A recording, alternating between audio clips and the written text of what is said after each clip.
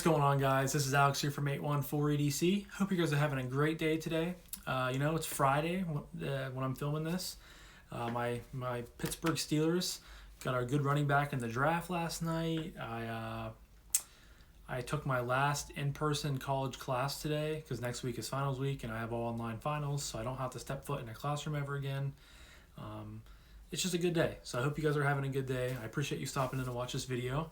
And this video in particular is a full review of the Monterey Bay Knives Mini Old Guard. I've had this for, it's been about probably a month and a half by now. So I'm finally getting around to doing my review.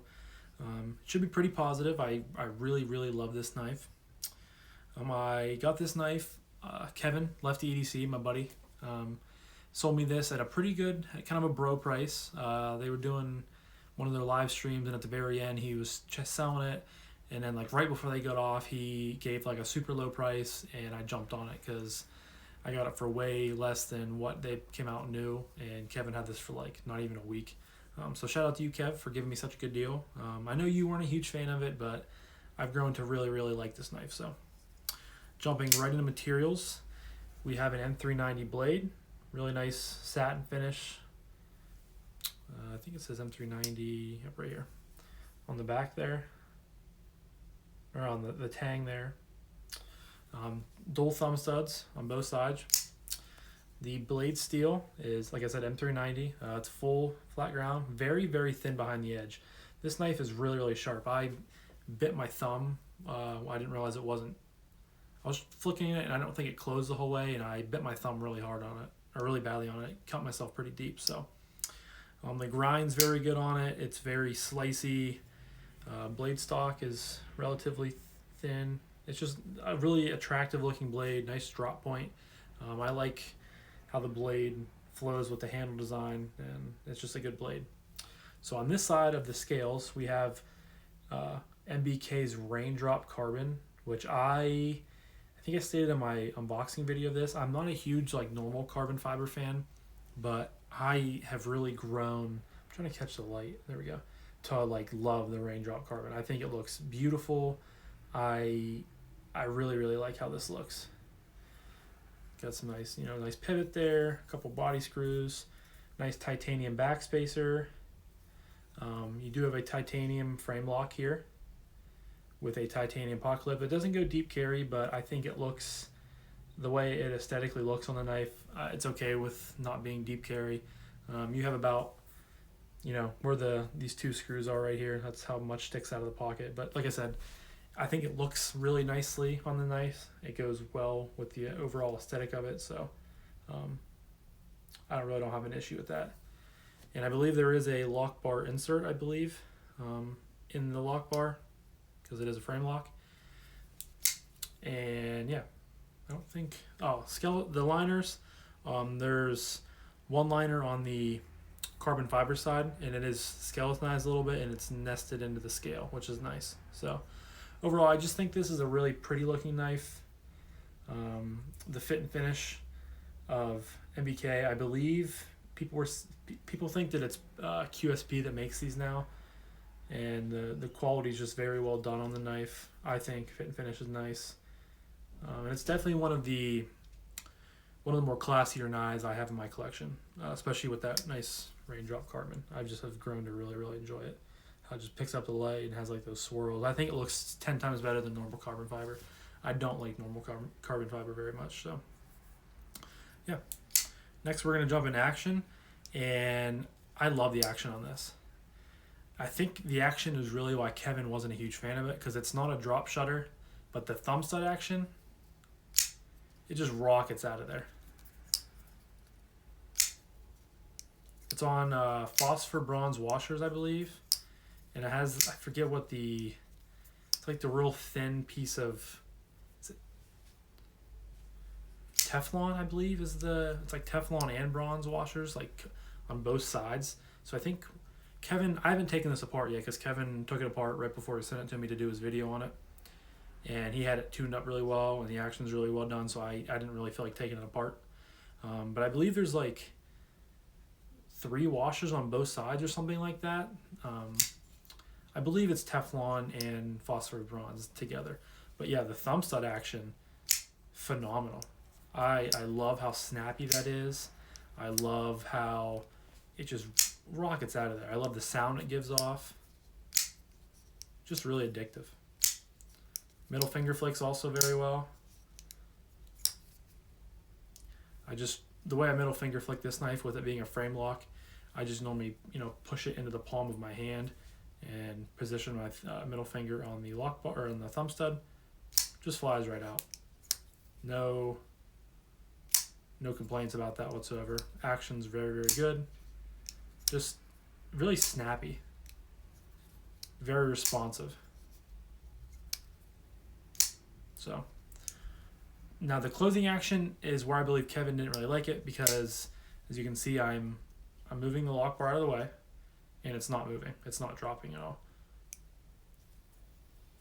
It's very smooth because of those washers, but right away, like, in order to get the blade to drop from its like normal position out here, because I mean the lock bar is out of the way. I just have to shake it once, and then I can shake it a couple times, and I don't mind that. To me, that kind of adds to the overall aspect of the knife, because I do love drop shutty knives. I mean, who doesn't? But I have plenty of those that do that, and I'm okay with this not being a complete drop shutter, because I push it out of the way, I shake it, and I shake it. In 2 shakes, it's done. Or but it's very smooth on the way down. It's very glassy. It's very good. So yeah, definitely not a drop shot by any means, but I still think it's good. So if you're on the fence and you're more of a guy that likes knives that just guillotine shut and just drop right away, this probably isn't a knife for you.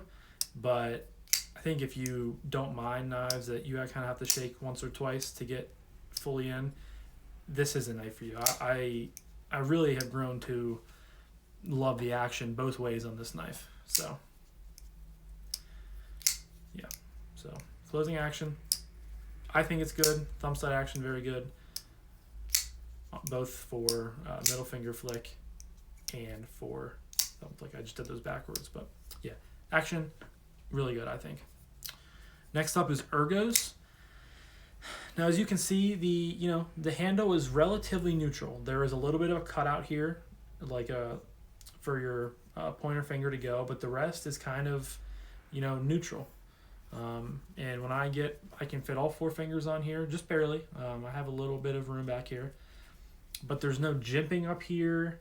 There's not even any jimping down here on the lock bar. It's a very comfortable knife. I also, with this little flat part up here, I have sometimes move my grip up and act like it's a choil or like a little landing pad if I'm doing like finer work or like really want to be precise with what I'm cutting. I'll do that, but I don't know if that's made for that or not, but I definitely think it's applicable for different tasks and stuff like that require you to be a little bit more like precise and a little bit more careful with what you're cutting. So but yeah, no hot spot, because no hot spots. The pot clip is very level, doesn't sit very proud of the scale at all, and it's very comfortable. I don't feel hot spots at all. It's just a very, the carbon fiber is very smooth. There's no voids in it that you can feel. The titanium's well done. It's machined well. There's, I think, the right amount of grip. But like I said, this is kind of it's a prettier looking knife. So you're not going to go out and use this hard and like, I don't think. I think it's more of kind of like a nice gentlemanly carry. I think when I unboxed it, I called it like my date night knife, which it still can be using that, but I've definitely carried it. It's definitely more of an everyday carry knife for me, just because I love that action. It's so fun to play with. I know, off topic from ergos, but ergos are very good too. I don't think that I honestly have a bad thing to say about this knife. So if that's any indication to how much I love it. So lastly, we're going to go over carry. I guess if I had to pick one thing to nitpick about this and to not enjoy, I guess it would be that there's no deep carry clip on it. But like I stated earlier, I think the knife or the puck clip looks very good on the knife. I think it's very aesthetically pleasing. So would I rather it be a deep carry clip? I guess, yeah, because I do prefer deep carry clips. But I've grown to be okay with this not being a deep carry clip, and it carries fine. It's a relatively, it's a decently thin knife. It's not fat or anything. And it has a good weight to it. It's definitely not a lightweight knife like the Bug Out or anything like that.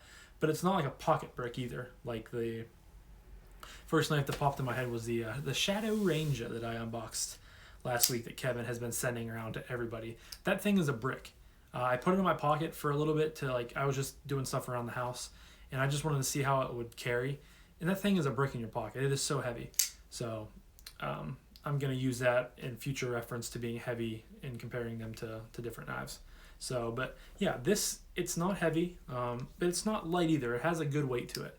But I think I honestly have carried this more in my fifth pocket, my coin pocket, than anywhere else. I've carried it in my my normal right pocket in my jeans and stuff like that, but a lot of the times I find myself putting it in my fifth pocket, and it carries fine there.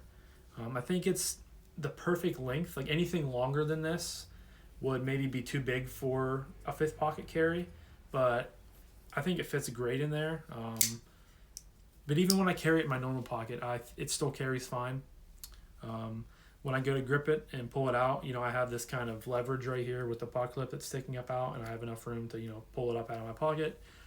There's nothing sharp over here when your hand goes in your pocket. It's all smooth and, I don't want to say contoured because it's titanium, but it's all smoothed off. There's no edges or sharp things that are going to hit you on it. So, yeah, carry, again, good. Maybe not the strongest point of the knife to me, but it's not a weak spot. It's a good, what's the word I'm looking for? It's just a good foundational part of the knife, I guess. So if that makes any sense to you guys, probably not. I'm being a dope, as Kevin likes to say. My last thing that I like to go over after talking about all my categories is price point. Brand new, this knife is 200 bones. Now Kevin, I think he stated on the one live stream that he was on, or that he was doing, I think he mentioned that he didn't think this knife was worth $200. I'm going to go on a limb and say that I disagree with him. I think this knife is really well made. I think you're getting good materials, with that M390 blade. Really nice thin grind, very slicey blade. Nice satin polish to it, kind of.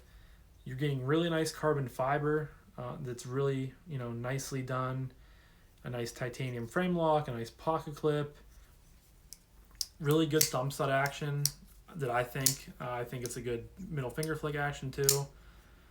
So I would spend $200 on it. I'm very lucky that Kevin gave me a bro deal on it, and I paid much less for it. But I think it is worth $200. I recently had actually I still have, I need to send it out actually later after I make this video, the Monterey Bay Knives Field Checker, the fixed blade that I had in from the Black Widow pass around group. And that was the second product from MBK that I've tried, and it was awesome. Fit and finish was really good on it. It was just a really well-built fixed blade. And so I can attest a little bit to MBK's and QSP, if that really is their manufacturer and maker of these knives. They take a lot of care in them, and they're just good knives. So I would say that $200 is probably maybe towards the top end of what I would spend. Anything above that would be kind of iffy, but I think $200 is an okay price on it. I don't know if you guys ever really, take this in, like if you listen this far into the video, to taking into consideration of pricing and stuff like that. But I don't know. I like to hit on the subject of it and to just give my personal thoughts on it, whether I think it's worth it or not. So, but to kind of finalize my ramble right there, I do think $200 is worth it. Anything above that, maybe not so much, but 200 is definitely, I think, an okay price to put on these. So, but my final verdict, I've alluded to it all video. I love this knife. I would have to put this probably in my top 3 knives. Definitely top 5, maybe top 4, maybe top 3. Definitely top 5, but I love this knife. I have really grown. When I bought it from Kev, it was kind of an impulse purchase, and I'm not normally like that. If I see something that I want, I normally will watch videos on it, and I'll really think about, okay, do I really want to buy this? Do I really want to spend money on this? I don't know if that's because I'm a college kid and money is not as freely able for me to spend it, but so when I bought it, the next day I was thinking, okay, if I get it in for review and I turn out I don't like it and I'm not a huge fan of it, I can just turn around and sell it and get my money back out of it, no big deal. But I'm so glad I bought this. I love this knife. I think it's an awesome, cutting tool. I think it's an awesome pocket piece of jewelry, I guess you could say, with that nice carbon fiber. It's definitely, I have to say, the prettiest knife that I own. So I'm just very glad that I have it in the collection. And I definitely want to try MBK a little bit more. Try their EZC or their EKZ. I don't know, their front flipper series that they do. I know that Laconico, I didn't mention Laconico. He is part of MBK. It's him and another guy, so he helped design this knife. I guess I probably should have mentioned that earlier in the video, but better late than never, right? So he did design this, and I just like Laconico's design language a lot. I think it's just very clean and simple. The lines are just nice, and I think I've liked every design that I've seen that he's done so far. So, yeah. Knife, for me, definitely, I'd have to go top 3. This, the Voxnay's F5.5 done by Urban EDC Supply, and the riffles up there. My Para 3 that I need to do a review on that I've had for a couple months. It's up there for one of my favorite knives, but this is definitely right in the thick of things. So I will leave a link to MBK's Instagram and their website down below. I believe these are all sold out by now. I think last time I was on the website when I was adding the link to the field checker that video, I believe I noticed that they were sold out, but I'll still leave a link, so go check them out. I don't know if they're planning on doing another run of these or not, but I'm sure you could find them on the secondary. Check Knife Swap and stuff like that if you're interested in picking one up. So yeah, I guess that's really all I have to say about today, guys. Thank you guys again so much for stopping in and for watching my video. I love, all you guys that have subscribed and all you guys that consistently comment on every video. Just, it makes me feel good. It's the best part is the connection I'm making with all the new friends I've made and, the people that watch my videos. So big shout out to you guys. I love you all. And I hope you have a great rest of your day. And I hope you guys have a good weekend. This video, I'm getting all jumbled up. This video should go live on Saturday, I think. I'm making this on Friday. I plan on posting it tomorrow. So have a great weekend, and I'll talk to you guys in the next one. Peace.